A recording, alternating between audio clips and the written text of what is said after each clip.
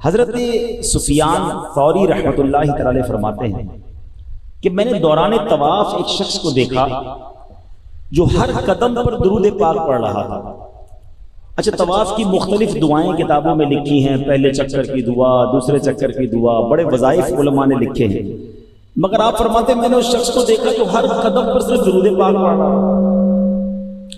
تو میں نے اس سے کہا کہ بھائی طواف کی اور بھی دعائیں ہیں، وہ بھی پڑھو، صرف درود پاک پڑھو۔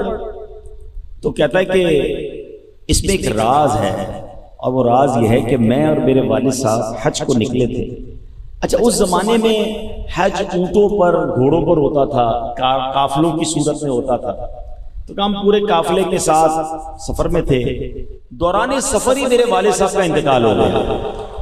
اب انتقال ہونا ہی بڑی مصیبت تھی، مگر ایک اور مصیبت یہ آئی کہ میرے والد صاحب کا چہرہ جو ہے وہ سیاہ ہو گیا، پیٹ بھی پھول گیا۔ میں بڑا غمزدہ ہوا کہ یہ میرے والد صاحب کے ساتھ کیا ہوا۔ جنگل، بیابان، تنہا، والد صاحب کی میت ساتھ اور اس میں چہرہ سیاہ ہو جانا۔ کہتے میں بڑا دکھی تھا کہ میں نے والد صاحب کا چہرہ ڈھانپا اور بیٹھے بیٹھے میری آنکھ لگ گئی۔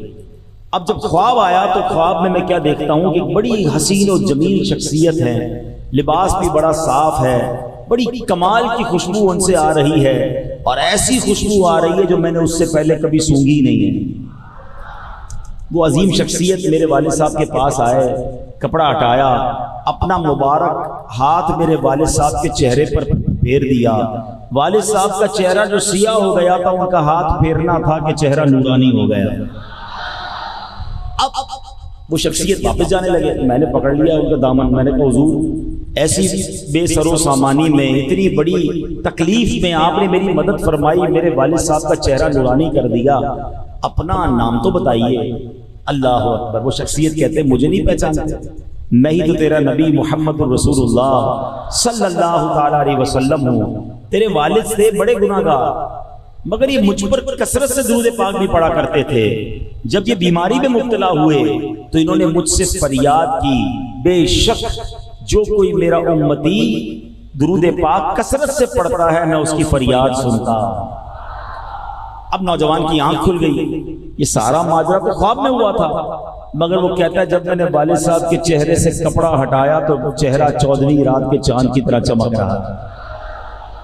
اللہ اللہ۔ کہتا ہے حضور مسئلہ یہ ہے، اس لیے درود پاک پڑھ رہا ہوں، مجھے لگ پتا گیا ہے، مجھے سمجھ لگ گئی ہے کہ درود پاک ایسا وظیفہ ہے کہ اگر بندہ اس کو تھام لے تو زندگی میں بھی کام آتا ہے، مرنے کے بعد بھی کام آتا ہے۔ اور آقا نے اس کو کیا فرمایا کہ جو میرا امتی مجھے فریاد کرتا ہے اور درود پڑھنے والا ہو تو ہم اس کی فریاد سنتے ہیں۔ کیا خوب بات۔ سیدی اعلیٰ حضرت لکھتے ہیں نا، فریاد امتی جو کرے حال زار میں، فریاد امتی جو کرے حال زار میں، ممکن نہیں کہ خیر بشر کو خبر نہ ہو، واللہ وہ سن لیں گے، فریاد کو پہنچیں گے، اتنا بھی تو ہو کوئی جو آہ کرے دل سے۔ تو ہمیں دل سے فریاد کرنی ہے، آقا علیہ السلام پر درود پاک کی کثرت کرنی ہے۔ آج بھی وہ غلاموں پر مہربانی فرماتے ہیں، نبی پاک کی خاص نگاہ کرم جسے مل جائے اس کے سارے بگڑے کام سنور جاتے ہیں۔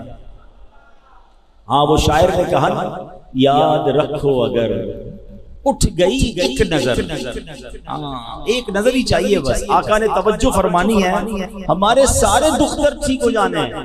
یاد رکھو اگر اٹھ گئی ایک نظر، جتنے خالی ہیں سب جام بھر جائیں۔ اللہ وہ نگاہ عنایت ہمیں بھی عطا فرمائے۔ حاضر ہے در دولت پہ گدا، سرکار توجہ فرمائے، محتاج نظر ہے حال میرا، سرکار توجہ فرمائیں۔ آئیے مل کر محبت کے ساتھ بآواز بلند درود پاک پڑھ لیں۔ صلو علی الحبیب صلی اللہ تعالی علی محمد صلی اللہ علیہ وسلم۔